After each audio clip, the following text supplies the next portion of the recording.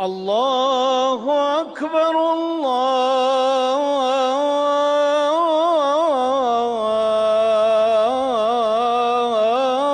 الله أكبر. الحمد لله رب العالمين الرحمن الرحيم مالك يوم الدين. الله أكبر. الله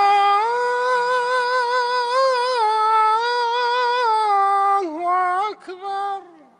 فيا عباد الله، نهنيكم ونهني أنفسنا والمسلمين بالاجتماع على الصلوات وبتآلف القلوب، ونوصيكم أنفسنا بالدعاء أن يرفع الله هذه الغمة وأن يصلح جميع الأحوال.